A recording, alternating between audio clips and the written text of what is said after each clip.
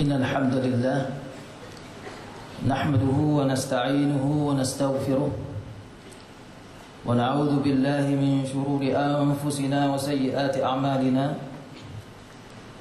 من يهده الله فلا مضل له ومن يضلل فلا هادي له وأشهد أن لا إله إلا الله وحده لا شريك له وأشهد أن محمدا عبده ورسوله يا أيها الذين آمنوا اتقوا الله حق تقاته ولا تموتن إلا وأنتم مسلمون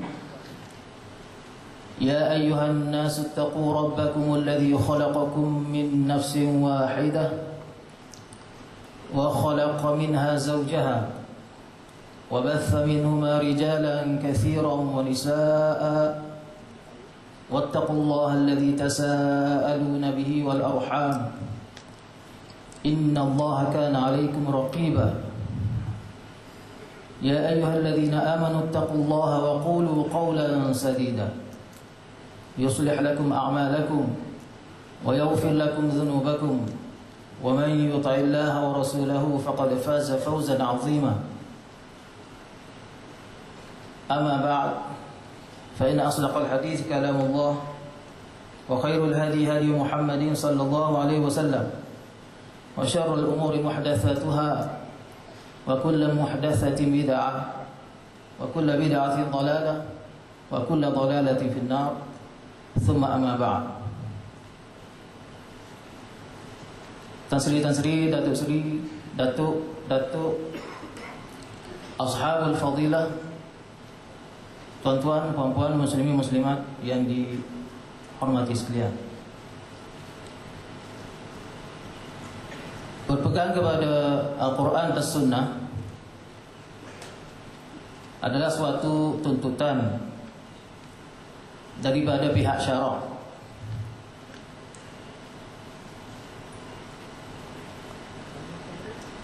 Bukan pihak lain yang menuntut kita supaya berpegang dengan Al-Quran dan Sunnah. Ia adalah tuntutan daripada Allah Subhanahu wa taala dan juga saranan daripada baginda Rasulullah sallallahu alaihi wasallam.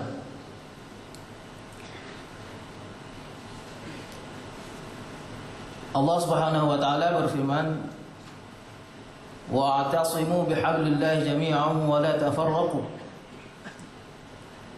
Dan berpeganglah kamu semuanya kepada tali Allah dan janganlah kamu bercerai-berai. Sebahagian ahli tafsir mentafsirkan perkataan tali Allah itu dengan maksud Al-Quran dan As-Sunnah. Tafsiran yang kita biasa dalam tafsir Ibn Ar-Rahman menyebut tali Allah itu sebagai agama. Tapi itu tidak jauh bezanya dengan Al-Quran dan Sunnah, kerana Al-Quran dan Sunnah itu adalah sumber agama.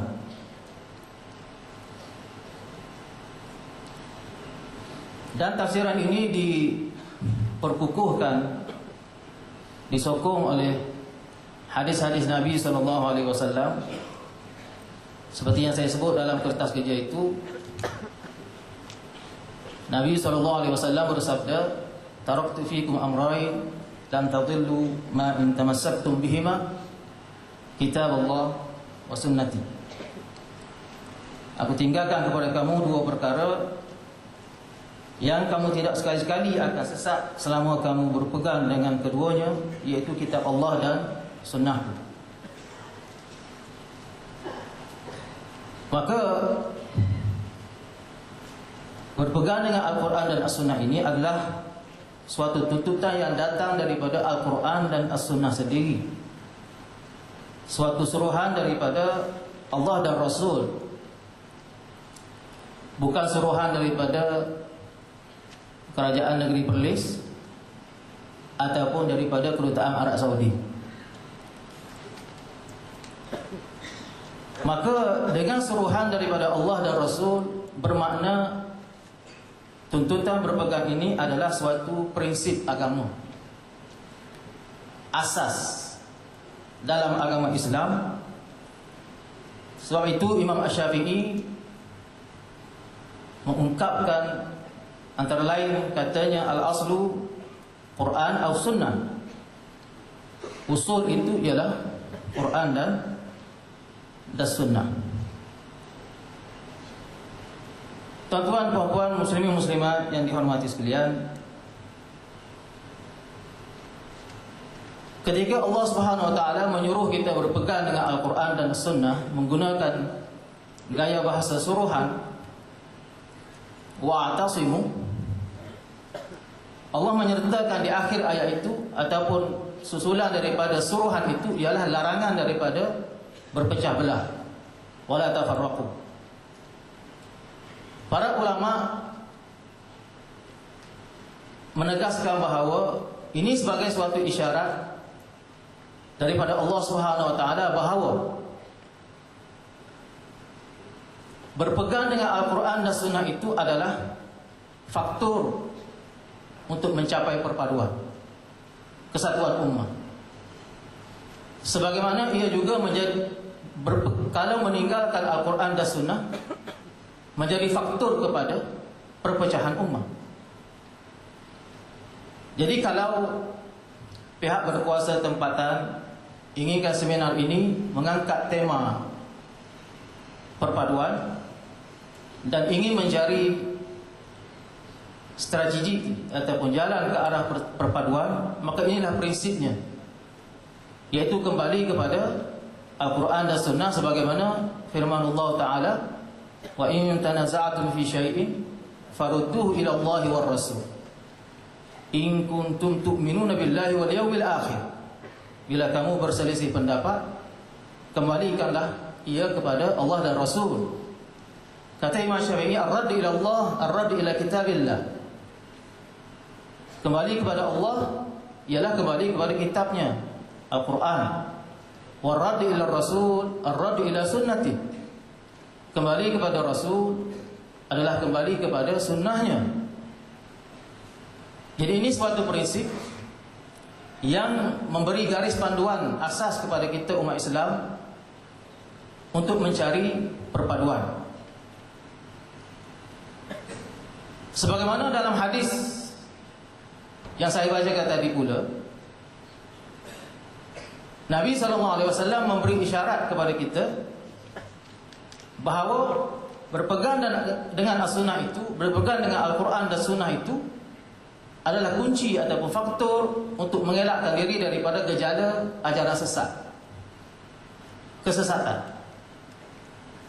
Dengan perkataan lain kita faham bahawa meninggalkan Al-Quran dan As-Sunnah boleh menyebabkan seseorang itu terjerumus ke dalam ajaran sesat ataupun penyelewengan. Maka di sini kita simpulkan bahawa berpegang dengan Al-Quran dan Sunnah itu adalah faktor bagi kesatuan dari satu sudut, kesatuan ummah, dan ia juga adalah faktor bagi menjauhi daripada gejala ajaran sesat.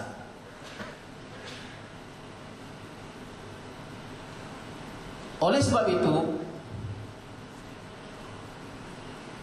hakikat ini disedari oleh musuh Islam. Orang bukan Islam sendiri menyedari hakikat betapa fungsi Al-Quran dan Sunnah itu dalam menyatukan umat Islam dan menjaga pegangan agama umat Islam. Sebab itu orang Barat, Zionis, Yahudi meletakkan agenda untuk menjauhkan umat Islam daripada Al-Quran dan Sunnah. Dalam sejarah,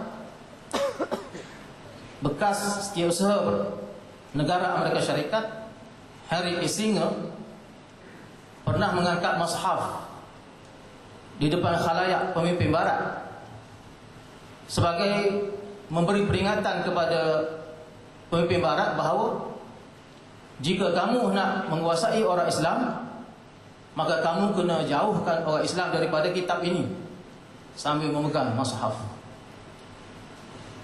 Sebab itu dalam agenda New World Order Yahudi Zionis, antara fokus utama mereka ialah nak menjauhkan umat Islam daripada kitab pegangan mereka, sumber wahyu, iaitu Al-Quran dan As-Sunnah. Maka mereka sogokkan ke dalam umat Islam pelbagai bentuk pemikiran yang sesat dan menyeleweng. Tujuannya untuk menjauhkan umat Islam daripada pegangan Al-Quran dan Sunnah. Di samping menyogokkan hiburan hedonisme, hiburan yang melalaikan, yang menjarakkan lagi umat Islam daripada kitab suci Al-Quran dan juga sunnah Nabi SAW. Sebab itu kalau kita perhatikan mana-mana ajaran sesat yang timbul, yang muncul di kalangan umat Islam, syiar mereka ialah nak menjauhkan umat Islam daripada Al-Quran dan Sunnah.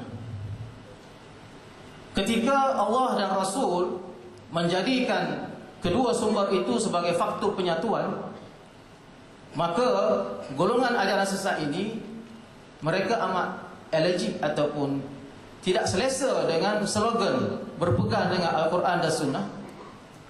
Mereka rasa cukup tidak selesa kerana mereka menganggap Al-Quran dan Sunnah itulah yang menjadi faktor perpecahan. Dibalikkan, ketika Allah dan Rasul menjadikan Al-Quran dan Sunnah sebagai faktor penyatuan dan faktor untuk mengelak daripada gejala ajaran sesat, maka golongan-golongan sesat ini menjadikan berpegang dengan Al-Quran dan Sunnah itu sebagai faktor perpecahan dan faktor kesesatan. Makalah timbullah berbagai suara dari pihak-pihak tertentu yang menganggap dasar kerajaan negeri Perlis yang meletakkan Al-Quran dan Sunnah sebagai dasar adalah faktor yang memecah belahkan kesatuan negeri-negeri di tanah Melayu.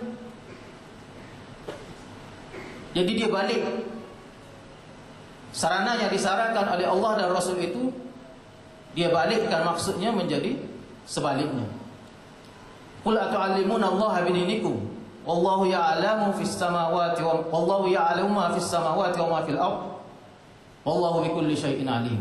Dia nak ajar Allah tentang agamanya, sedangkan Allah lebih mengetahui. Tuan-tuan, puan-puan, muslimin muslimat yang dikasihi sekalian, golongan ataupun penganut ajaran sesat ini, mereka lah sebenarnya yang menjadi pemecah belah umat.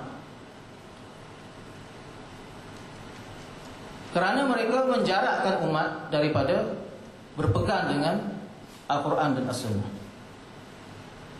Maka timbul slogan bahwasanya sesiapa yang berpegang dengan Al-Quran dan Sunnah akan menjadi ahli zahir.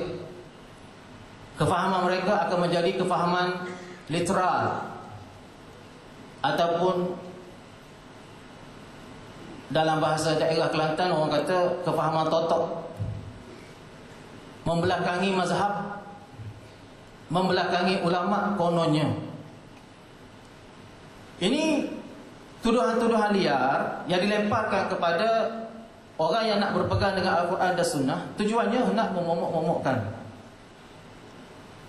Dan ini tidak lain hanya menjadi senjata bagi Barat. Barat nak menjauhkan umat Islam daripada Al-Quran dan Sunnah, maka ada dari kalangan umat Islam sendiri yang menjadi senjata bagi orang Barat, bagi Zionis. Tuan-tuan dan puan-puan sekalian, ketika Allah Subhanahu Wa Taala menyuruh kita berpegang dengan Al-Quran dan Sunnah, kita faham bahasa yang digunakan itu ialah bahasa kiasan. Wa'tasimu bihablillah, berpeganglah kamu dengan tali Allah. Macam mana cara berpegang? Apakah pegang ambil mushaf pegang gitu? Kemudian tali Allah. Apa itu maksud tali? Itu dia panggil bahasa kiasan. Semua orang faham itu sebab Al-Quran dan Sunnah itu diturunkan dalam bahasa Arab. Al-Quran dan Sunnah guna bahasa Arab. Maka sebagaimana orang Arab guna bahasa kiasan dalam pertuturan mereka, maka demikianlah bahasa Al-Quran dan As-Sunnah. Apa yang saya maksudkan di sini, tuan-tuan dan puan-puan? Sesiapa yang menguasai bahasa Arab, maka dia tidak akan, kefahaman dia tidak akan menjadi totok, ataupun tidak akan menjadi ahli zahir, ataupun tidak akan menjadi kefahaman yang menyeleweng. Sebab laras bahasa Al-Quran itu sebagaimana yang digambarkan oleh ahli bahasa adalah laras bahasa yang tertinggi. Bahkan salah satu daripada ciri kemukjizatan Al-Quran ialah dari sudut bahasa. Sehingga Allah Subhanahu Wa Taala mencabar manusia dan jin untuk meniru bahasa Al-Quran itu. Qul la in ijtama'atil insu wal jinnu ala an ya'tu bimithli hadzal Qur'an la ya'tuna bimithlihi walau kana ba'dhuhum li ba'dhin dhahira. Manakala bahasa hadis Nabi sallallahu alaihi wasallam pula adalah juga berada pada laras bahasa fasih tahap tinggi. Nabi sallallahu alaihi wasallam bersabda, "Ana afsahul Arab baida anni min Quraisy." Akulah sefasih-fasih orang Arab sebab aku daripada keturunan Quraisy. Nabi guna bahasa baku. Bahasa fasih itu bahasa baku. Maka sesiapa yang menguasai bahasa Arab, dia tidak akan jadi totok kepahamannya. Yang menjadi totok ialah orang yang tak menguasai bahasa Arab.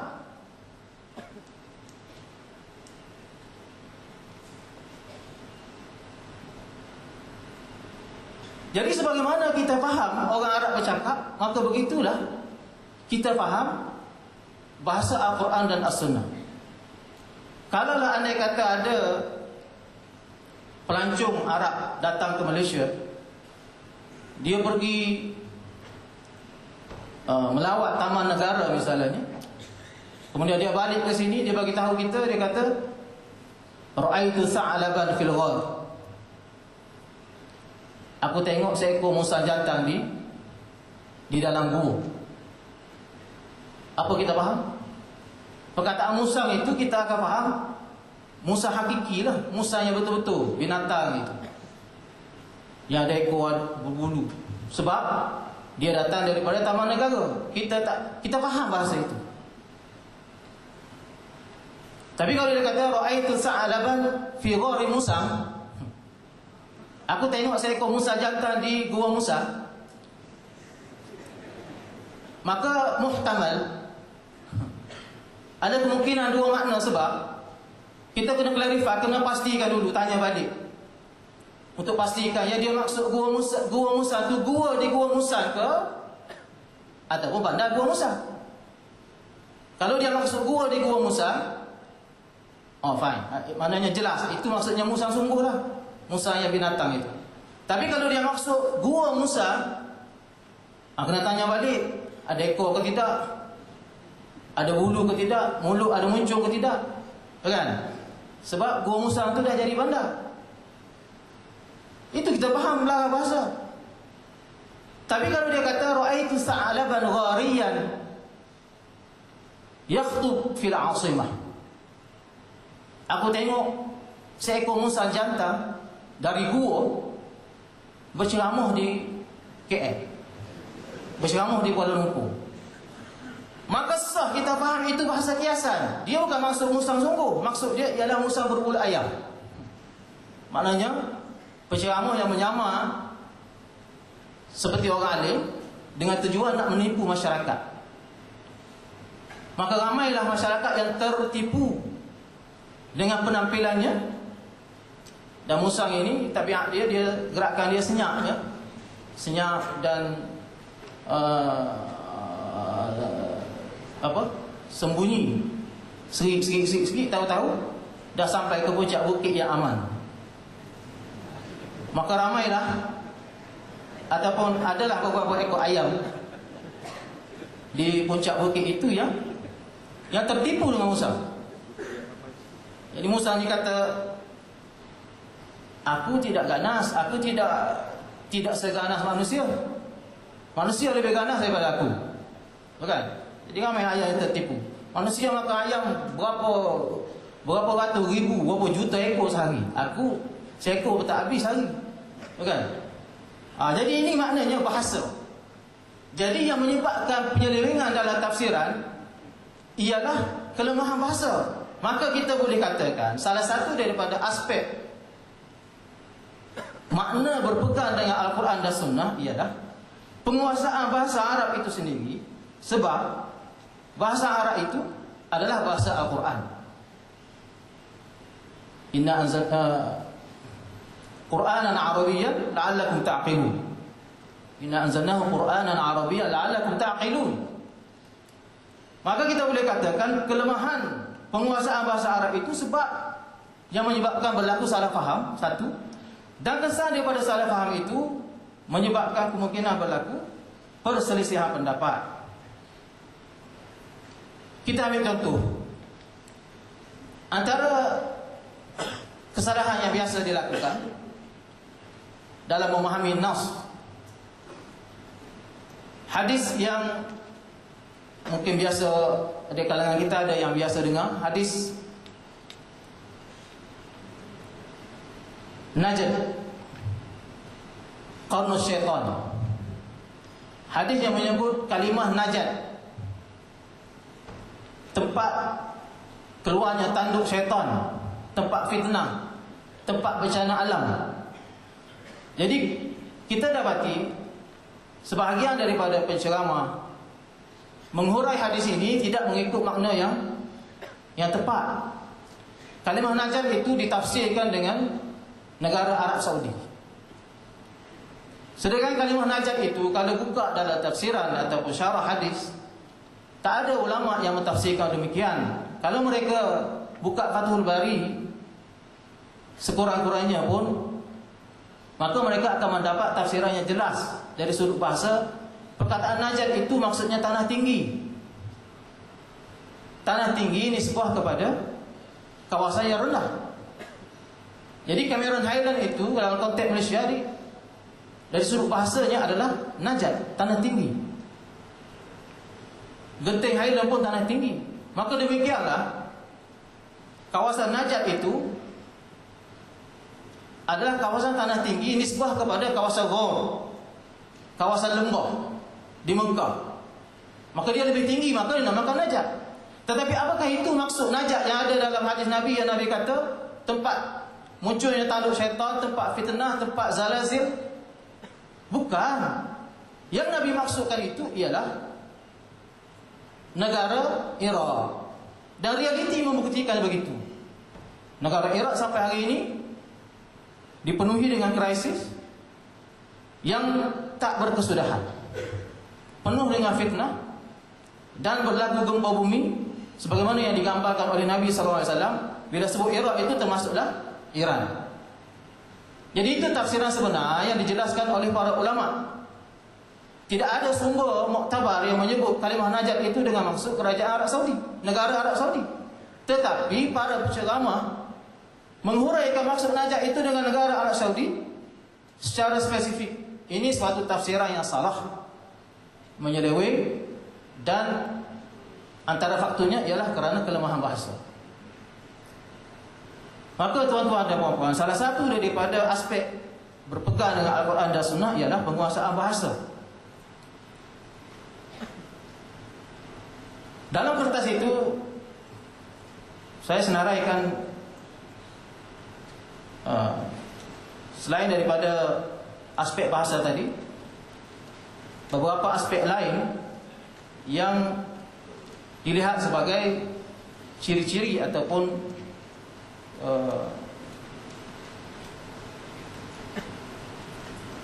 yang mengandungi maksud berpegang dengan as-sunnah itu. Sebab ayat yang disebut itu menggunakan bahasa kiasan.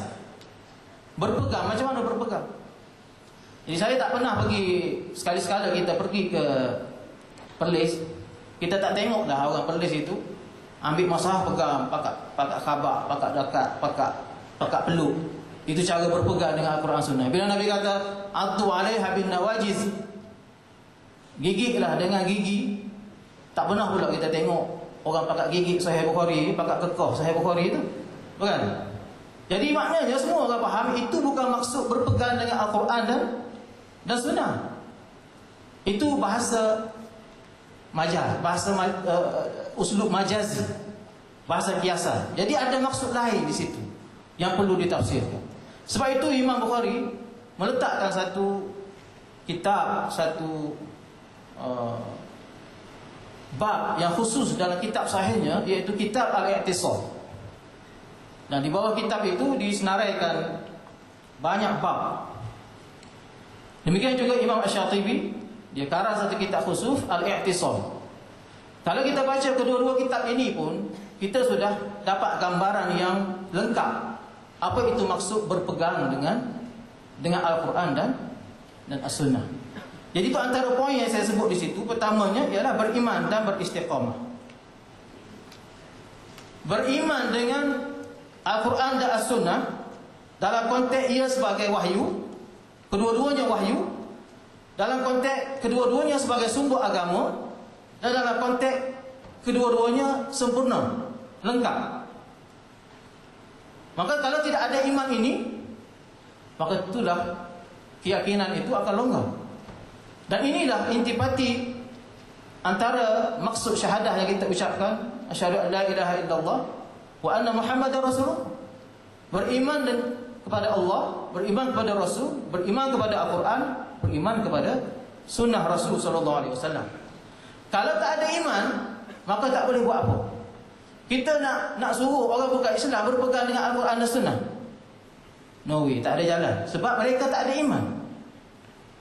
Sebab itu susah kita nak kuasakan cuti yang sudah maklum minati bidarurah dalam syariat Islam, perkara haram. Susah nak dikuat-kuasakan ke atas bukan Islam. Sebab mereka awal-awal lagi tak ada iman, sehingga kita terpaksa ubah. Nak mengubah itu, nak sesuaikan dengan kehendak orang bukan Islam. Tak ada iman, semua tak jadi. Mula-mula sekali iman. Dan iman ini perlu ada istiqamah yang berterusan. Sebab iman itu kita faham boleh bertambah dan boleh berkurang. Kemudian dalam proses nak memantapkan iman, perlu ada pengajian.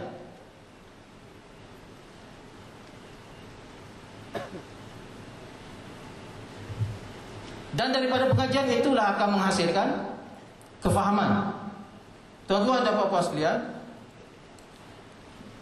pengajian Al-Quran dan Sunnah ini kita perlu dari sudut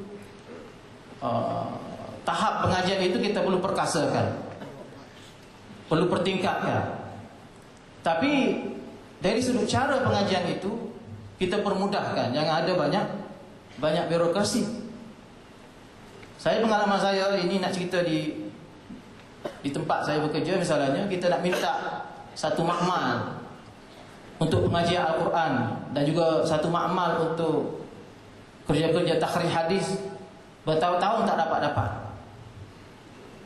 Dan yang menduga citakan, pihak pengurusan tertinggi benar bila kita bagi tahu pihak pengurusan tertinggi, mereka sokong aja, tetapi yang tak lepas ataupun yang menjadi kekangan, halangan ialah pengurusan di pertengahan itu. Ini birokrasi. Tak lulus. Nak mohon benda, suatu projek one off. Jadi rugi. Tak boleh nak buat apa kerana birokrasi. Kalau kita bandingkan dengan zaman Nabi SAW, zaman salaf, zaman sahabat, pengajian Al-Quran dan Sunnah simple, bersepadu, mudah dan bebas daripada anasi-anasi asing, musuh-musuh asing. Nabi SAW mendidik umat Islam hampir 23 tahun dalam keadaan yang cukup simple pengajiannya. Tauliah pun tak ada, bukan? Tapi kefahaman terhadap Al-Quran dan Sunnah itu mantap. Dan dalam konteks sekarang, disiplin ilmu dah bercabang-cabang, bersimpan siur, maka kadang-kadang berlakulah apa yang istilahkan sebagai sekularisme, pemisahan, sehingga bidang pengajian Al-Quran dipisahkan dengan bidang pengajian As-Sunnah. Kalau di universiti ada modul Quran, ada modul hadis. Jadi orang yang belajar di modul Quran tak belajar hadis.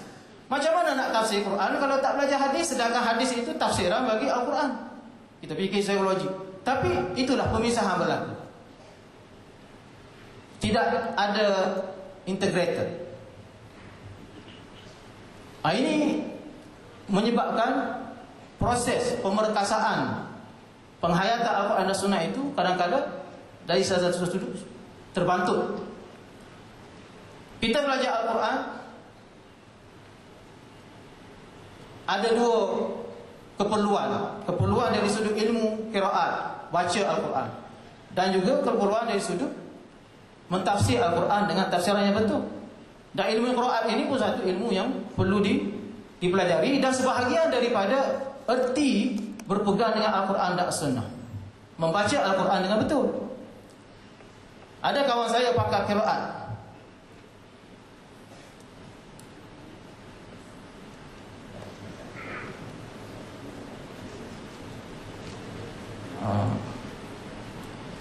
masa dah cukup sebenarnya, tuan-tuan dan puan-puan. Saya baru di poin yang ke berapa tak? Tapi tak apalah, tuan-tuan dan puan-puan boleh baca kertas kerja itu, dan cuba menghayati. Sebab kertas kerja itu ringkas, saya buat poin-poin yang ringkas disertakan dengan sedikit nas daripada Al-Quran dan hadis, dan mungkin perlu kepada sedikit huraian. Walaupun untuk menghormati majlis masa kita yang kedekut ini, jadi kita terpaksa tamatkan di sinilah. Cuma di akhir itu saya cuba nak simpulkan,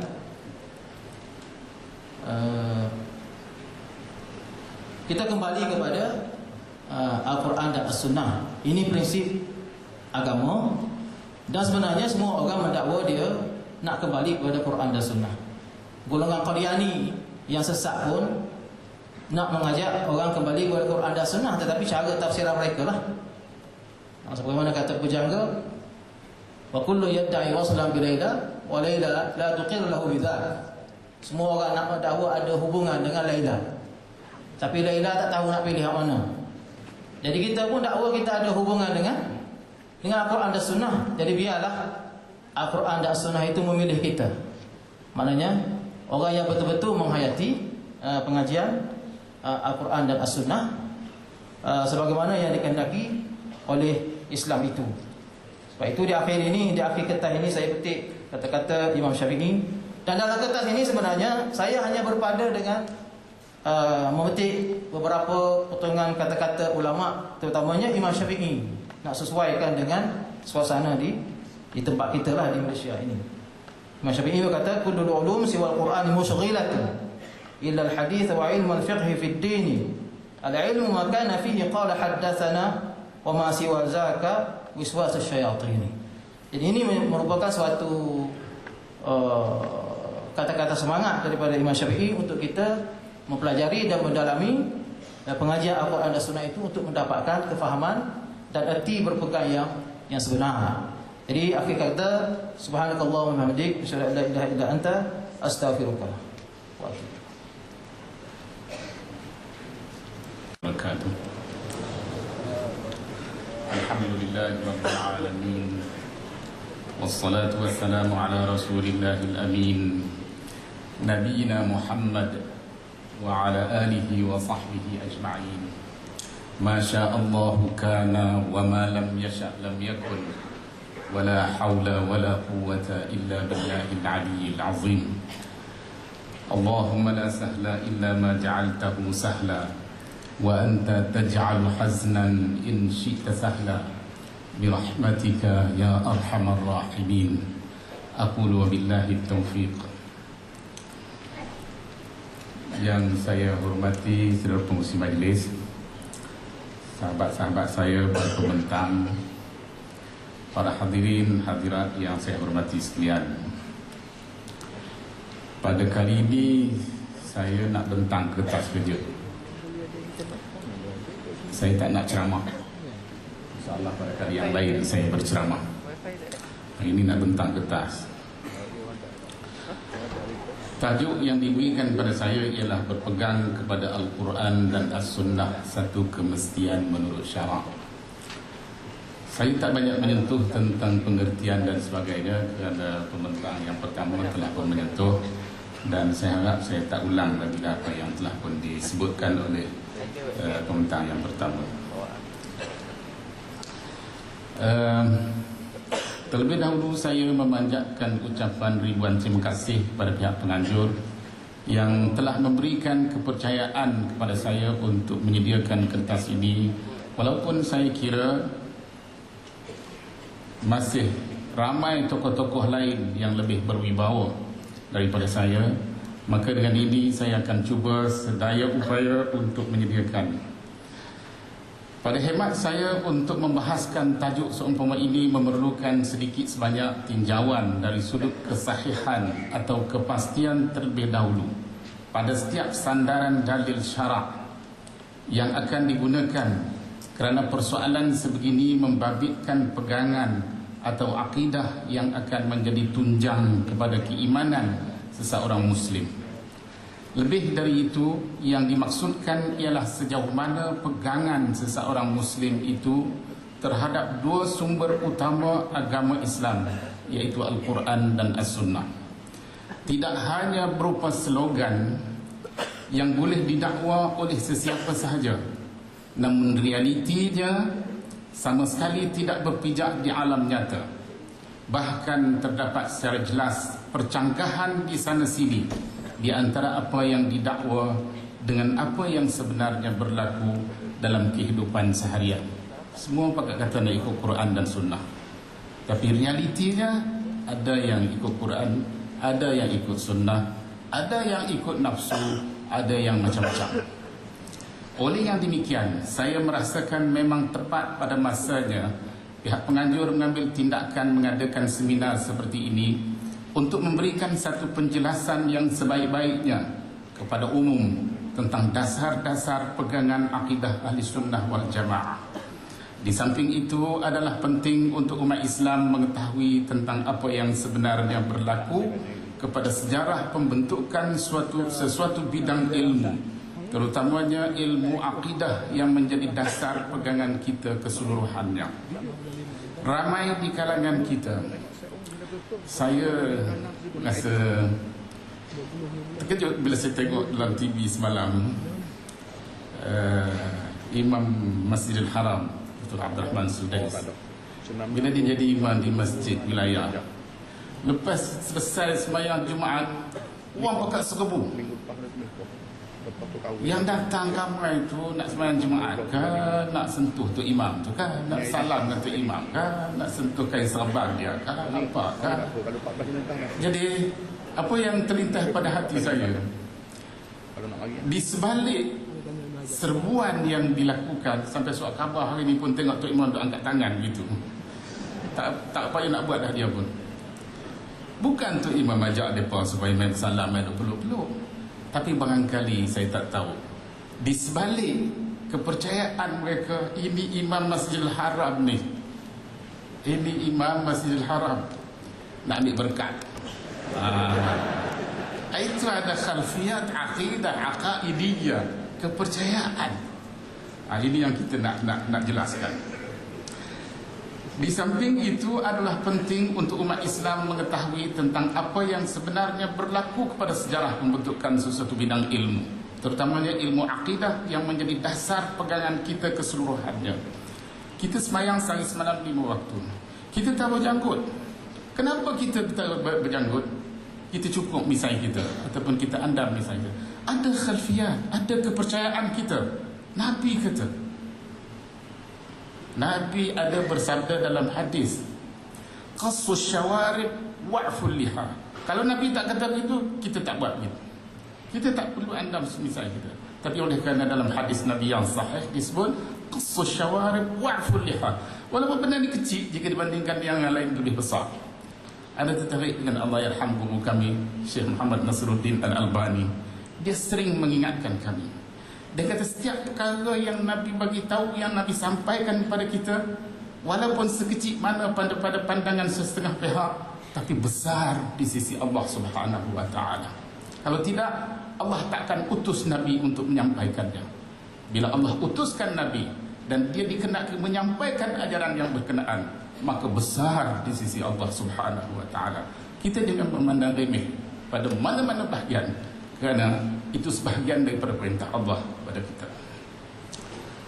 Ramai di kalangan kita yang masih kabur, belum mengetahui dan mengenali secara lebih dekat tentang perincian pegangan para salaf as-salih dari kalangan sahabat Nabi, para tabi'in, tabi'in.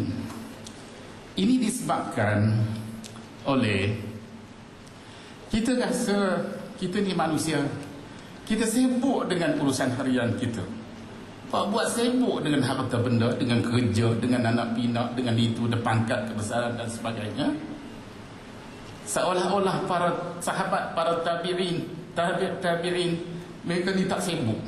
Bolehlah mereka ni menghayati sunnah Nabi dengan begitu baik. Tapi sebenarnya itu bukan alasan.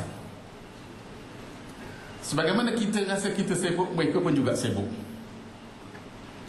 Dalam riwayat-riwayat kita dapati ada menyebut bahawa golongan Ansar, mereka ni sibuk dengan harta benda mereka. Mereka sibuk dengan rumah tangga mereka. Mereka sibuk dengan urusan harian mereka. Tapi itu tidak menjadi alasan untuk mereka belajar sunnah Nabi, menghayati secara amali sunnah Nabi SAW. Mari kita tengok bagaimana para sahabat, para tabi'in dan atba'at tabi'in menghayati ajaran Islam, berpegang teguh kepada Quran dan sunnah Nabi. Secara yang lebih khusus lagi ialah 3 kurun awal umat Islam, sebagaimana sabda Rasulullah SAW, inna khairakum qarni thumma alladhina yalunahum thumma alladhina yalunahum thumma alladhina yalunahum. Qala Imran ibn Husain, fala adri aqala Rasulullah sallallahu alaihi wasallam ba'da qarnihi marratain aw thalatha thumma yakunu ba'dahum qaumun yashhadun wa la yustashhadun wa yakhunun wa la yutamannun wa yanzurun wa la yufun wa yadhharu fihi musliman. Kenyataan Rasulullah SAW dalam hadis di atas menunjukkan bahawa suatu pengiktirafan telah diberikan kepada para sahabat, para tabi'in dan para tabi'in sebagai kelompok terbaik yang harus dicontohi oleh sesiapa sahaja yang datang kemudian selepas mereka, terutama dari aspek akidah, ibadah, akhlak dan lain-lain lagi. Jadi kita nak ikut siapa? Kalau tak ikut generasi yang berkenaan. Kerana kalau dikatakan ikut Nabi, Nabi dia maksum, Allah bagi jaminan. Para sahabat Nabi tidak ada jaminan. Mereka juga sebagaimana kita tak ada jaminan, mereka tidak ada jaminan. Mereka juga ada hawa nafsu, nak berkahwin, nak bernikah kahwin, nakkan anak pinak. Anas ibn Malik, anak dia lebih daripada 100 orang. Sampai dia kata dia tak kenal anak-anak dia. Yang mati, yang masih hidup, dia tak perasan dah. Banyak sangat berkat doa Nabi. Dalam keadaan begitu, mereka mendapat pengiktirafan. Kita minta, pihak mana yang pernah dapat pengiktirafan daripada Allah dan Rasul dalam menghayati Quran dan sunnah Nabi, selain daripada 3 kurun yang pertama umat Islam, iaitu sahabat Nabi, tabi'in, atba'at tabi'in. Golongan-golongan inilah dengan hawa nafsu yang ada pada mereka terhadap harta benda, anak, isteri dan lain-lain lagi, mereka masih berjaya menghayati dengan pegangan mereka terhadap Quran dan sunnah Nabi, dan mereka sebenarnya menjadi perantara antara Nabi Muhammad dengan kita. Anda pernah kata dalam tesis PhD anda kata para sahabat Nabi ini humul wasitah bainana wa baina Rasulillah sallallahu alaihi wasallam. Jadi kejayaan mereka diiktiraf oleh Allah. Kita harap kita juga akan berjaya macam mana mereka berjaya dan mendapat pengiktirafan daripada Allah sebagaimana mereka telah mendapat pengiktirafan. Satu riwayat daripada Abdullah ibn Mas'ud mengatakan, man kana minkum muta'assiyan falyata'assi bi ashabi Rasulillah sallallahu alaihi wasallam kanu abarra hadhihi al-ummati quluban wa a'maqaha 'ilman wa aqallaha takallufan wa aqwamaha hadiyan wa ahsanaha halan qaumun ikhtarahumullahu li suhbati nabiyhi wa iqamati dinihi fa'rifu lahum fadlahum wattabi'uhum fi atharihim fa innahum kanu 'alal hadyil mustaqim. Anda tak nak baca terjemah ni, boleh baca sendiri dalam kata hadar. Kejahilan sebahagian di kalangan umat Islam tentang kedudukan para sahabat Nabi menyebabkan keadaan menjadi kabur dalam banyak perkara berkaitan dengan agama Islam, kerana mengikut petunjuk mereka juga menjadi sebahagian daripada perintah agama Islam kepada umatnya. Sebagaimana sabda Rasulullah SAW dalam sebuah hadis, alaikum bisunnati wa sunnatil khulafa'ir rasyidin al-mahdiyyin min ba'di addu 'alaiha bin nawajiz wa iyyakum wa muhdatsatil umur fa inna kulla muhdatsatin bid'ah wa kulla bid'atin dalalah. Berdasarkan hadis ini, sunnah para khulafa ar-rasyidin adalah merupakan lanjutan kepada sunnah Nabi sallallahu alaihi wasallam. Kerana itulah Nabi mengarahkan umatnya supaya mengikut sunnah para khulafa ar-rasyidin. Baik, kedudukan Al-Quran dan As-Sunnah dalam agama Islam ini kebanyakan kita dah tahu, tapi saya lalu ataupun secara syariah, secara sepintas lalu. Al-Quran merupakan kalam Allah yang telah diwahyukan kepada Nabi Muhammad SAW melalui perantaraan malaikat Jibril AS. Kemudian Nabi Muhammad SAW menyampaikannya kepada umat Islam di kalangan para sahabatnya secara lisan. Seterusnya disebarluaskan kepada setiap umat Islam di mana sahaja mereka berada hinggalah ke hari ini. Terdapat banyak ayat-ayat Al-Quran yang menjelaskan tujuan serta peranan Al-Quran diturunkan. Secara umumnya ialah untuk menentukan agama pilihan Allah kepada Nabi Muhammad SAW dan umatnya, merangkumi akidah selaku dasar-dasar utama agama yang semestinya menjadi pegangan setiap mukmin, dan syariat selaku tata cara hidup yang diperlukan oleh seseorang muslim.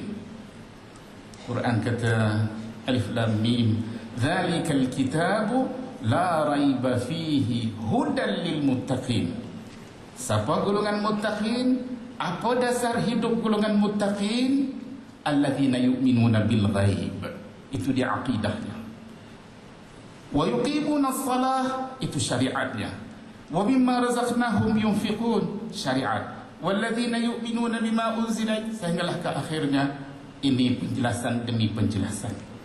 Jadi kepada kita umat Islam, kenalah mengikuti susur galur sebagaimana yang dijelaskan oleh Al-Quran sendiri dan juga sunnah Nabi.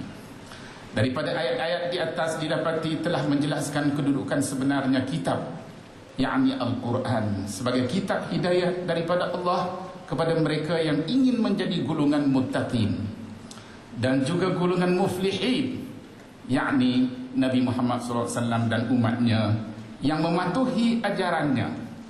Setelah itu didapati juga ayat-ayat di atas menjelaskan tujuan serta peranan Al-Quran diturunkan untuk menentukan lakaran akidah yang benar dan syariat yang jelas, iaitu beriman kepada yang gaib. Kita tahu rukun-rukun iman. Bila Nabi ditanya mal iman, Nabi jawab dengan rukun-rukun iman yang 6. Ke-6 rukun iman itu kesemuanya mengajak kita beriman, percaya dan yakin terhadap perkara-perkara yang gaib. Beriman kepada Allah, gaib. Beriman kepada Rasul, gaib. Walaupun setengah di kalangan umat Islam, dari kalangan sahabat Nabi sempat bertemu dengan Nabi, melihat Nabi, tapi mereka juga beriman kepada yang gaib. Karena di sebalik kerasulan, siapa tahu banyak rasul-rasul palsu yang telah mendakwa di zaman Rasulullah SAW. Mereka juga rasul, mereka juga nabi, tapi mereka tidak punya khalfiyat, latar belakang kerasulan, kenabian yang diakui, yang diperkukuhkan oleh wahyu daripada Allah Subhanahu wa taala. Jadi beriman kepada Rasul juga beriman kepada yang gaib. Beriman kepada para malaikat, beriman pada hari akhirat, qada dan qadar, dan seterusnya. Beriman kepada qada dan qadar ni kadang-kadang kita terlepas pandang. Kita kata beriman pada qada dan qadar, seolah-olah kita hanya dikehendaki hanya beriman pada qada dan qadar kauniyah sahaja. Tidak. Qada dan qadar syar'iyah di barisan hadapan sebelum beriman pada qada dan qadar kauniyah. Percaya hukum hakam, haram, halal, wajib, sunat, makruh. Senang-senang kita boleh kata yang disunat, yang dimakruh, yang wajib. Kita bukan pembuat syarak. Sebab tu Imam Asy-Syafi'i rahimahullah mengatakan, man istahsana faqad syara'. Siapa yang rasa baik dia cuba nak buat syariat sendiri. Jadi kita tak boleh. Kita kena berpandukan kepada Quran, pada sunnah Nabi, dan sumber-sumber ilmu, sumber-sumber agama yang diakui oleh Quran dan sunnah Nabi. Kalau tidak, masakan kita boleh menentukan sewenang-wenangnya. Yang menghayati syariat yang telah ditentukan mengikut spesifikasi sunnah Nabi SAW selaku contoh yang terbaik. Kita mengucap wa asyhadu anna Muhammadar Rasulullah. Kita mengaku kepada Tuhan yang kita hanya percaya Nabi Muhammad lah satu-satunya Rasul yang dipilih oleh Allah untuk kita. Untuk kita. Jadi kita nak mengabdikan diri kepada Allah, ikut sunnah Nabi. Jangan mengabdikan Allah ikut sunnah hawa nafsu ataupun ikut sunnah mana-mana pihak. Ini menyimpang daripada kalimah syahadah kita yang kedua yang sering kita ucapkan, wa asyhadu anna Muhammadar Rasulullah. Manakala sunnah Nabi pula, ia bermaksud setiap perkara yang disandarkan kepada Nabi Muhammad SAW, sama ada perkataan, perbuatan, perlakuan, tingkah laku selepas dilantik menjadi Nabi dan Rasul maupun sebelumnya, berkaitan dengan sesuatu yang perlu diusahakan, khuluqiyah ataupun tidak khilqiyah. Allah Subhanahu wa ta'ala dengan limpah kurnianya telah membekalkan kepada Nabi Muhammad SAW dua perkara. Kedua-duanya selaku sumber utama kepada ajaran agama Islam, kitab Allah, yakni Al-Quran, dan sunnah Nabi. Justru itu umat Islam dikehendaki berpegang teguh kepada ajaran kedua-duanya kerana Nabi Muhammad SAW pernah memberi jaminan bahawa mereka tidak akan tersasar selagi mereka tetap berpegang teguh dengan kedua-duanya. Sabda Nabi SAW dalam sebuah hadis yang diriwayatkan oleh Al-Hakim dalam kitabnya Al-Mustadrak dengan sanadnya daripada Abu Hurairah radhiyallahu anhu, sabdanya, taraktu fikum syai'aini lan tadillu ba'dahuma, kitab Allah wa sunnati wa lan yatafarraqa hatta yarida alayya al-hawd. Wa sahahahu al-Albani fi silsilati as-sahihah wa fi al-jami' as-sahih. Al-Quran telah menentukan peranan as-sunnah dalam menghurai, mentafsir, mengkhusus, memperincikan, bahkan kadang-kala menentukan hukum baru yang tidak terdapat dalam Al-Quran, kerana kedua-dua sumber ini saling bergandengan di antara satu sama lain. Kebergantungan Al-Sunnah terhadap Al-Quran amat jelas sekali, begitu juga sebaliknya. Melalui sebuah hadis riwayat Al-Imam Ahmad dalam musnadnya dengan sanadnya daripada Al-Miqdam ibn Ma'di Karib Al-Kindi, Rasulullah SAW bersabda, ala inni utitul kitab wa mithlahu ma'ah, ala inni utitul qur'ana wa mithlahu ma'ah, la yushiku rajulun yanthani shab'anan ala arikatihi yaqul alaikum bil qur'an fama wajadtum fihi min halalin fa'ahilluh wa ma wajadtum min haramin faharrimuh, ala la yahillu lakum lahmul himaril ahli wala kullu dhi nabin minas siba', ala wala luqatatun min malin mu'ahid illa an yastaghniya anha sahibuha wa man nazala biqaumin fa'alaihim an yuqruhum fa in lam yuqruhum falahum an yaqibuhum bimithli qurahum. Berdasarkan hadis ini, Nabi SAW telah menjelaskan hubung kait di antara Al-Quran dan As-Sunnah, di samping peranan kedua-duanya terhadap yang satu lagi. Oleh yang demikian, agak janggal andai kata masih terdapat sesiapa yang cuba memisahkan di antara Al-Quran dan As-Sunnah, pastinya akan berlaku kepincangan. Dengan itu jelaslah bahawa Al-Quran dan As-Sunnah merupakan sumber utama kepada agama Islam sejak Nabi Muhammad SAW dilantik menjadi Nabi dan Rasul. Justru itu sebarang ketetapan yang diperolehi daripada kedua-dua sumber ini semestinya menjadi sebahagian daripada agama Islam yang telah diakui sendiri oleh Al-Quran melalui ayat 19 surah Ali Imran. Allah Subhanahu wa taala berfirman, "Innad dina 'indallahil Islam." Ayat ini menjelaskan bahawa agama pilihan Allah hanyalah Islam.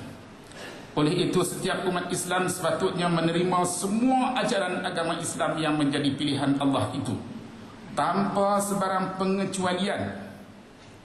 Semestinya akur kepada apa sahaja ketetapan dengan hati yang tenang, rela tanpa sebarang pertikaian terhadap apa jua yang telah dinyatakan oleh Allah dan Rasulnya.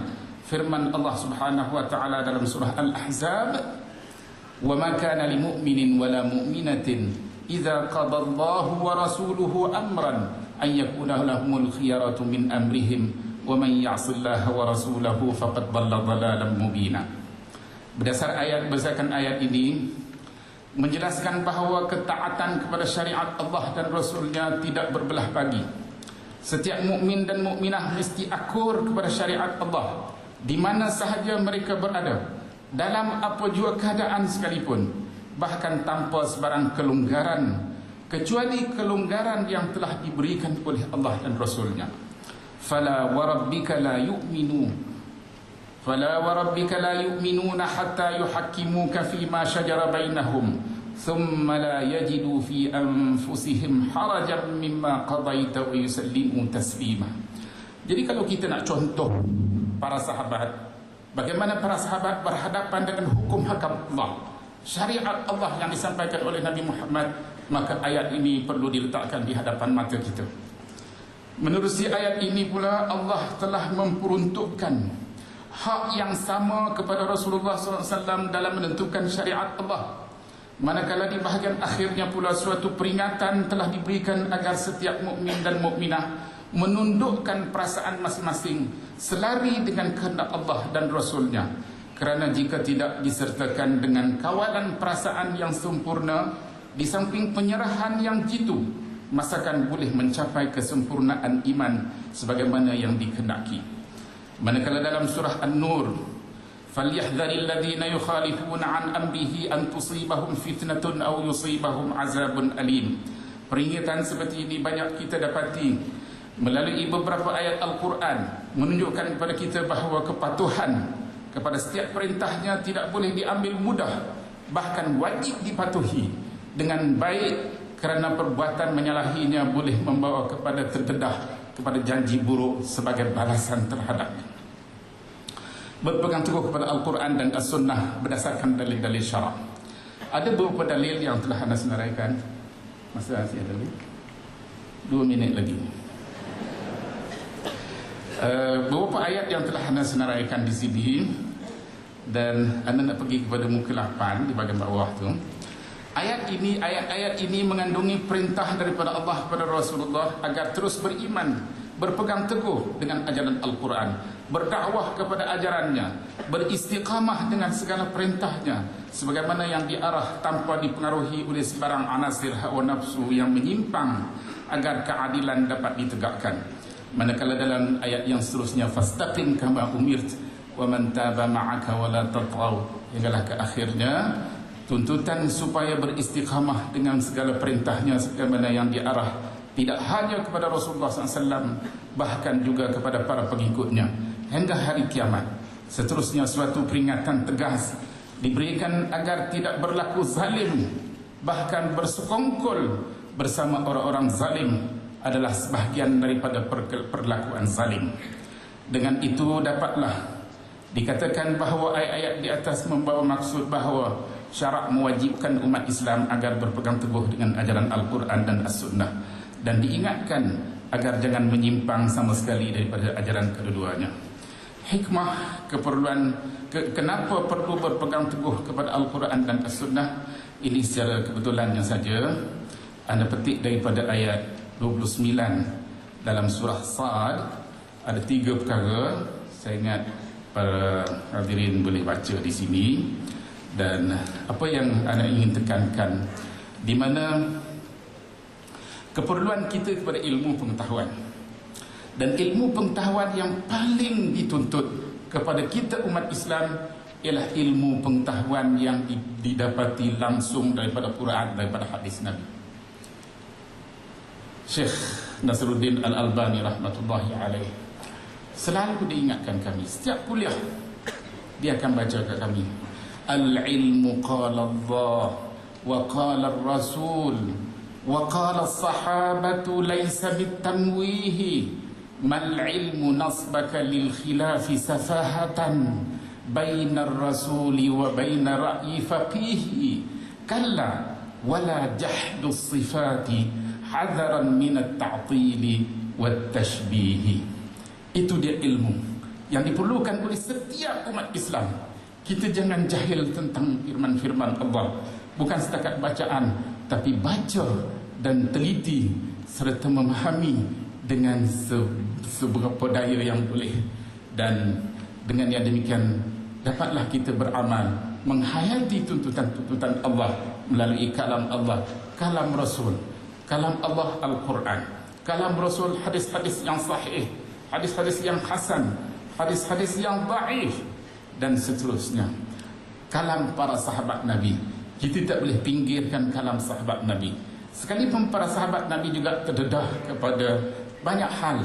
Sebab tu ulama kata qala sahabatu laisa bitamwih, kerana ada seringkali kita dapati pergisiran antara sahabat sesama sahabat. Biasalah, macam kita pun sama juga. Kita dengan anak bini pun kadang-kadang gigi dengan lidah tu tergigit juga. Tapi ini tidak menjadi halangan untuk kita dapatkan mutiara-mutiara daripada kata-kata para sahabat Nabi. Qala sahabatu laisa bitamwih. Macam ada kes Abu Zar dengan Bilal ibn Rabah. Sehingga Abu Zar pernah kata kepada Bilal, ya ibna amati sauda. Kemudian kes ini sampai kepada Nabi. Nabi kata kepada Abu Zar, innaka mru'un fika jahiliyah, innaka imru'un fika jahiliyah. Ini mengingatkan kita, dan kita boleh mengambil pengajaran daripada teguran yang diberikan oleh Nabi Muhammad SAW kepada Abu Zar.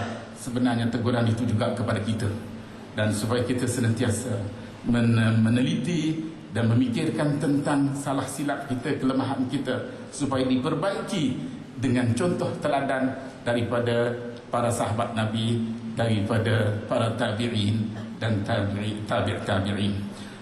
Dan akhir sekali, saya berterima kasih sekali lagi kepada pihak penganjur yang telah memberikan kepercayaan mereka kepada saya untuk menyediakan kertas ini, seterusnya membentangkannya dalam seminar pada hari ini. Yang benar itu daripada hidayah dan taufik Allah Subhanahu wa taala, manakala yang salah dan silap itu daripada kelemahan diri saya sendiri. Kepada Allah juga saya memohon keampunan dan juga kemaafan daripada semua. Wa akhiru da'wana alhamdulillahi rabbil alamin. Wassalamualaikum warahmatullahi. Assalamualaikum warahmatullahi wabarakatuh. Alhamdulillahilladzi وفقنا لهذا العمل العظيم. اللهم صل على نبينا محمد وعلى آل محمد كما صليت على إبراهيم وعلى آل إبراهيم إنك حميد مجيد.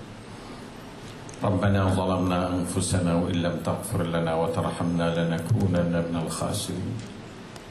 ربنا آتنا من لدنك رحمة وهيئ لنا من أمرنا رشدا. على الله توكلنا ربنا لا تجعلنا فتنة للقوم الظالمين ونجنا برحمتك من القوم الكافرين. على الله توكلنا ربنا افتح بيننا وبين قومنا بالحق وأنت خير الفاتحين.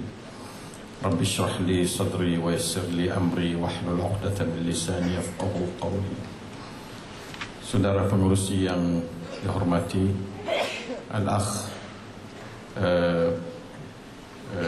Ustaz Abdul Malik selaku Rais Al-Majlis Islami Wilayah Terengganu, Fadilatul Akh Al-Syekh Abdul Rahman Atallah Mustashar Islami di Kuala Lumpur, Malaysia, Masyayikhi Al-Afadil Wafdu Al-Mamlakatul Arabiyatul Saudiyah, Ikhwani, Datuk-datuk, Datuk Seri, Tan Sri dan sekalian yang hadirin lelaki perempuan yang saya muliai sekalian. Alhamdulillah, sekali lagi saya terima kasih kepada pihak pengurus ataupun menyediakan seminar kali ini yang memberi kepercayaan untuk saya datang bersama-sama belajar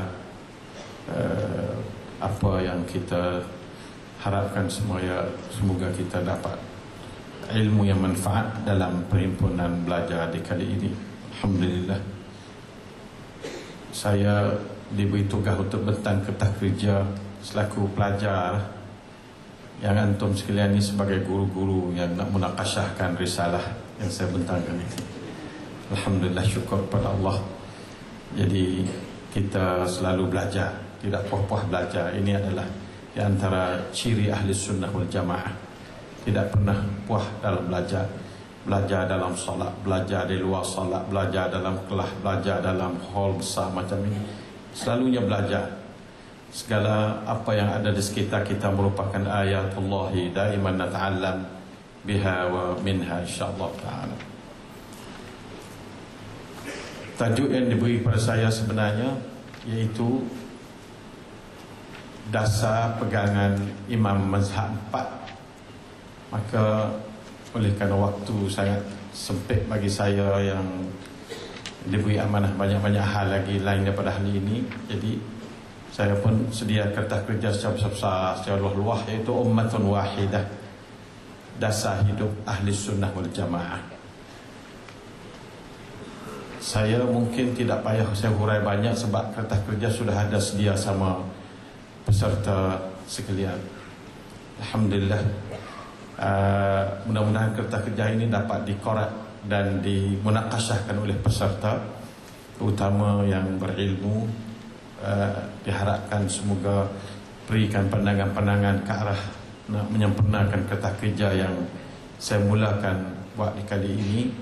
Dan segi kita nak cuba ketengahkan masalah ummatan wahidah sebagai satu istilah Allah dalam Al-Quran dan istilah Rasulullah SAW dalam sunnahnya.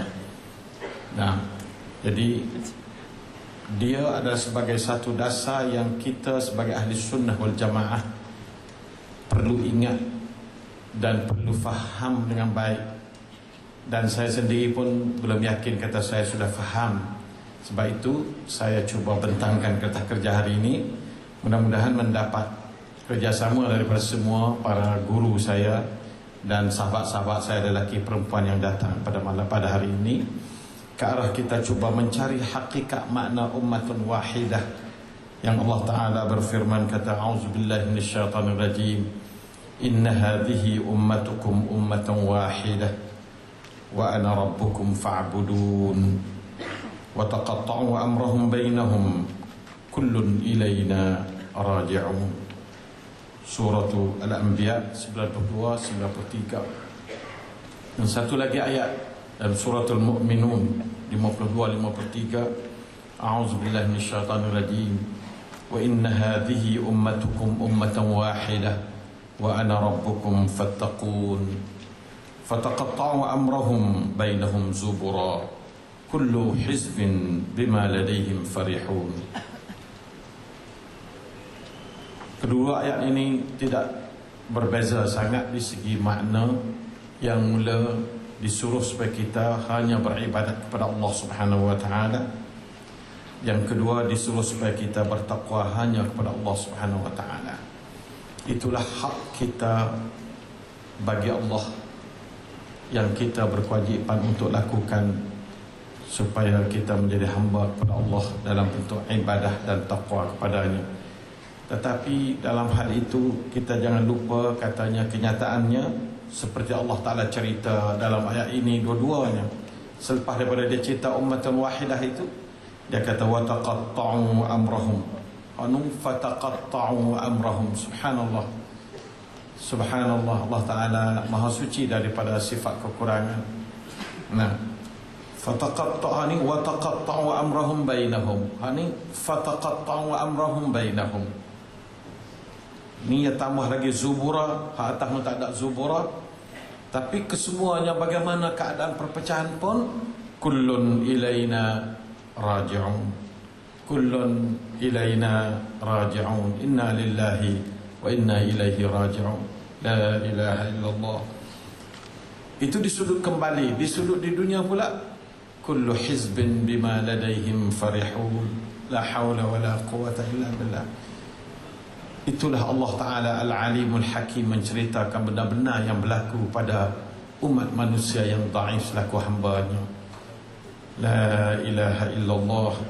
Dan Nabi SAW pernah mengistilahkan benda seperti ini dalam satu perjanjian setia di antaranya, di antara kaum Yahudi di Al-Madinah Munawwarah, dalam satu sahifah yang terkenal dengan Sahifatul Madinah, yaitu annahum ummatun wahidatun min dunin nas.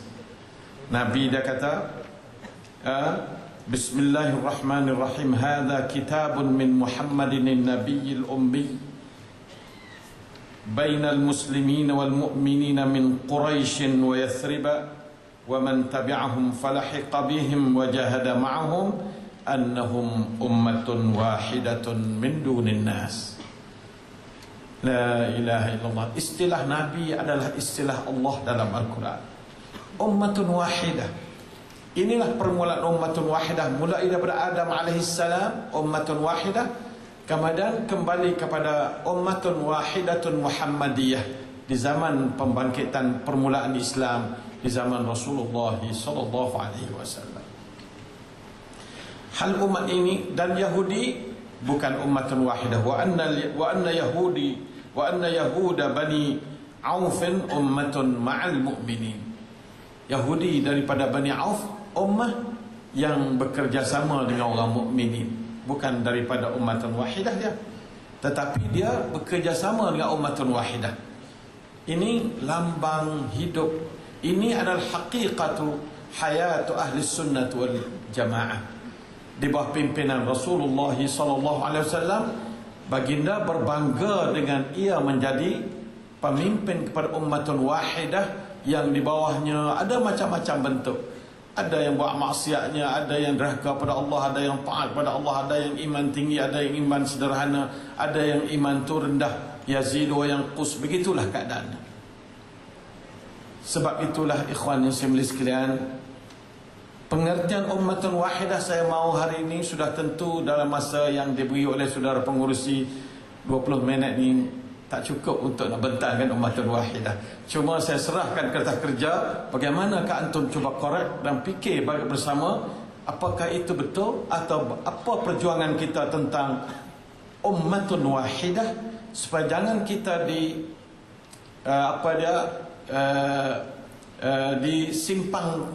dipersimpangkan ke tepi. Dan auzubillahi min dzalik, supaya kita betul-betul berada dengan selaku ummatan wahidah. Perasaan ummatan wahidah biar tertanam dalam setiap perasaan kita sebagai ahli sunnah wal jamaah. Nah, ahli sunnah wal jamaah mesti bertunjang pada ummatan wahidah, kerana kita mesti ingat bahawasanya kita manusia ni Allah Ta'ala sifat dengan zaluman jahula. Mungkin Iblis la'natullahi alaih, dia Allah Ta'ala beri kecerdikan kepada dia dan ilmu kepada dia yang tidak manfaat itu lebih banyak daripada kita, na'udzubillah min dzalik. Sebab itu kalau kita lihat bagaimana dari awal, kita tidak patut heran lagi. Kata kenapa ummatun wahidah itu fataqatta'u wa amrahum bainahum. Sebab Allah Ta'ala dia hantarkan lakonan hamba dia di dunia ini dalam bentuk yang dari awal lagi, Adam keluar dengan Hawa, syaitan keluar, iblis keluar. Tapi Adam dengan Hawa ini, dia mengaku dirinya salah, tertipu oleh iblis laknatullahi alaih. Lalu tu keduanya berdoa, Rabbana zalamna anfusana wa illam taghfir lana wa tarhamna lanakunanna minal khasirin. Mengaku salah. Tetapi iblis tidak mengaku salah. Dia dihalau oleh Allah keluar, dia protes Allah. Dia kata, kenapa kamu perintah saya supaya saya sujud kepada Adam yang kamu jadi daripada tanah? Dia tidak menyalah diri dia, yang menyalah Allah. Allah salah suruh saya, katanya. Sebab itu saya tak boleh patuh kepada Allah. Allah salah. Ini iblis. Na'udzubillah min dzalik. Jangan jadi anak cucu iblis. Protes Allah, selalu bantahi Allah.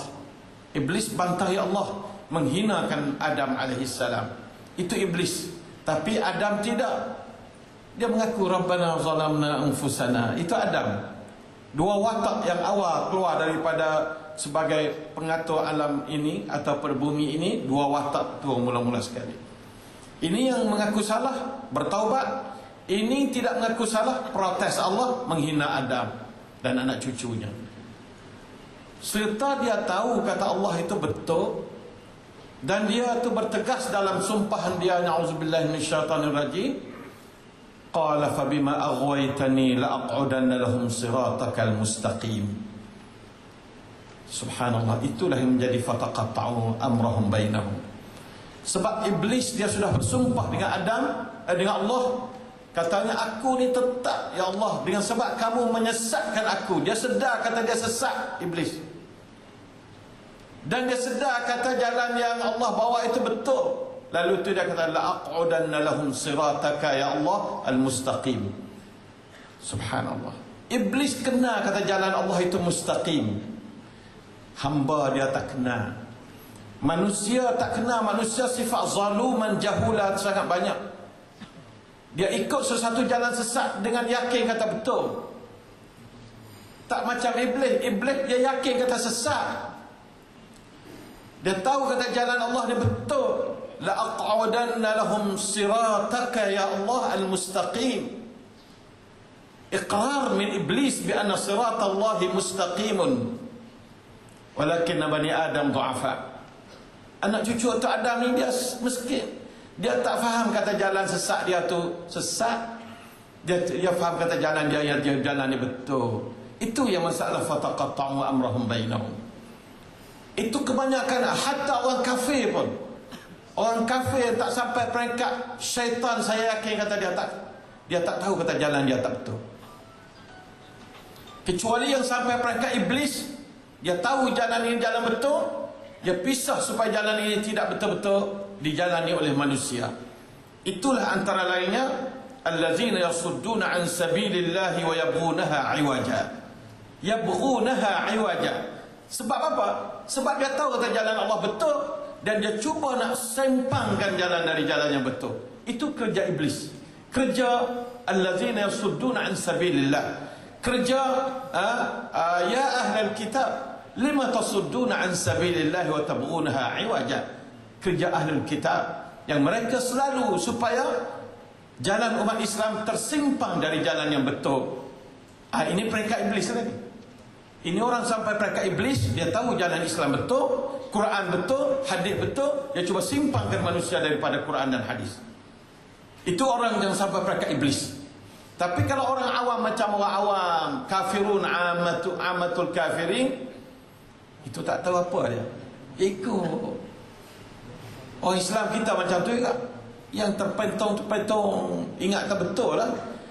Kalau bahasa petani dia kata gamok kan betul. Gamok ni makna bahasa apa dia? Dia sangka-sangka kata betul. Islam tak ada sangka, Islam yakin. Nah, Islam ni betul. Allahumma a'tina imanan wa yaqinan laysa ba'dahu kufrun. Itu Islam. Dia tidak mungkin dengan zan sampai kepada Islam yang sebenar. Oleh itu, ikhwan yang saya sekalian, cara kita, mesti kita tu yakin dengan Islam. Mesti belajar dari Al-Quran. Quran membawa keyakinan, Islam membawa keyakinan. Keyakinan bahawa dia adalah ummatun wahidah, yang senantiasa berada sebagai khairu ummatin ukhrijat linnas, yang sentiasa berada dalam manhaj atau kurikulum atau cara hidup yang wasata, yang menekan masalah keadilan dan kebaikan, dan cuba pula dia tu nak mengorakkan jalan-jalan untuk khidmat kepada manusia, untuk ukhrijat linnas, dan untuk nak tegahkan benda baik, yad'una ilal khair wa ya'muruna bil ma'ruf wa yanhauna 'anil munkar. Itulah ahli sunnah wal jamaah. Saya yakin katanya ummatan wahidah perlu kita tekankan, jangan kita usaha supaya wataqatta'u amrahum, terutama di zaman sekarang, dengan sebab pusingan huing iblis supaya manusia ini terpesong daripada jalan yang betul. Maka jadilah iblis manusia, syaitan jin, syaitan manusia, kedua-duanya bila sampai peringkat syaitan, dia tahu kata Islam betul. Itu yang saudara kita tadi bentang katanya, kalau kamu nak uji manusia ni, orang Islam ni tidak kuat, mesti jauhkan daripada Quran. Itu orang kafir yang sampai pada peringkat yang bertaraf syaitan, yang bertaraf iblis, yang mengetahui kita jalan Allah siratakal mustaqim, jalan Allah ini lurus, yang kita kadang-kadang kita tak faham, dan ilmu kita tak sampai kepada peringkat yang kita menangkapi apakah itu as-siratal mustaqim. Yang kadang-kadang jalan penyelewengan yang kita berada, kita rasa kata ini jalan al-mustaqim. Subhanallah. Oleh itu maka ikhwan yang sekalian, na'udzubillahi minasyaitanir rajim. Nah, itulah makanya kenyataan. Ingat baik-baik satu kenyataan yang kita ahli sunnah wal jamaah kena faham baik-baik. Jangan ingat katanya kenyataan seperti hadis Huzaifah. Hadis Huzaifah, nah, yang antum selalu dia baca dan selalu dilalui pendengaran di telinga-telinga, yaitu hadis Huzaifah mengenai dengan Islam dan zaman-zaman selepasnya sampai kepada kiamat nanti. Pernah ditanya oleh Huzaifah kepada Rasulullah sallallahu alaihi wasallam, qultu ya Rasulullah, hal ba'da hadha asy-syarri min khairin? Qala na'am wa fihi dakhan. Ini penting, hadis ini kita perlu faham yang baik supaya jangan kita tegang sangat. Kalau kita faham hadis ini, kita tidak tegang banyak. Nah, wahai Rasulullah, apakah selepas dari kejahatan yang apabila Rasulullah SAW itu dia cerita kata lepas padanya akan berlakunya kejahatan lepas pada kedatangan Rasulullah SAW, huru-hara fitnah macam-macam, akhirnya kembali menjadi satu semula, tetapi adanya dakhan. Dakhan apa dakhan? Sahabat-sahabat tertarik, Huzaifah tertarik. Wa ma dakhanuhu, apakah dakhan itu ya Rasulullah? Jawabnya, qala qaumun yahduna bighairi hadyi wa yastannuna bighairi sunnati. Tapi jangan ingat itu adalah syarrun, itu khairun. Nabi kata khairun. Saya nak bagi satu hari ini kepada ahli sunnah wal jamaah, sebab jangan menganggapkan orang yastannu bighairi sunnati itu terlalu syarrun sangat. Khairun tapi fihi dakhan. Fihi dakhan. Masalah dakhan banyak hari dalam dunia ini. Dalam kalangan umat Islam hari ini banyak dakhan. Kita sendiri ahli sunnah wal jamaah pun banyak dakhan, banyak asap, banyak gelap, banyaknya perkara-perkara yang mengeliru, mengelabukan kedudukan kita sebagai ahli sunnah. Jadi ini Nabi kata khairan, tapi wa fihi dakhal. Ini perjuangan kita ahli sunnah, supaya kita jangan sampai melihat semua orang tu rosak belaka. Demi untuk nak menanamkan perasaan ummatun wahidah, supaya kita tu betul-betul jangan sampai kita nak pecah-pecahkan. Marilah kita ingat katanya, hari ini banyak sahabat-sahabat kita penuh dengan dakhan. Saya sendiri juga, semua ikhwan-ikhwan kita banyak penuh, akhwat-akhwatnya. Ada yang turut Rasulullah sebahagian hidupnya, jam ni turut, jam ni tak turut, masalah ini turut, masalah ini tak turut. Sunnah kan bukan hanya solat saja kan sunnah. Muamalahnya, pada akhlaknya, pakaiannya, semuanya. Kita mungkin ada dakhan dalam beberapa hal, ada gelap dalam beberapa hal. Jadi kita perlu kepada insaf sebanyak mungkin. Nah, mungkin kita solat sudah turut sunnah, alhamdulillah. Tapi yang lain, muamalah ataupun munakahat ataupun banyak jinayat semuanya, kita masih fihi dakhan kathir. Yastannun bi ghairi sunnati. Oleh itu jangan sampai kita rasa benda ni benda yang pelat. Nabi kata khairun, baik, walakin wa fihi dakhan, ada pada yang dakhan. Ini satu hadis ini ya, ta'rifu minhum wa tunkir. Alhamdulillah. Alhamdulillah. Itulah lebih kurangnya hari ini saya boleh bagi kepada ikhwan. Dan satu saya mau, itu satu hadis mengenai dengan sataftariqu hadhil ummah ala 73, pun kita jangan sempit sangat dalam mentafsir, supaya kita luaskan tafsir sikit. Jangan sampai kita tu jadi tegang. Kalau kita sempit sangat, tegang.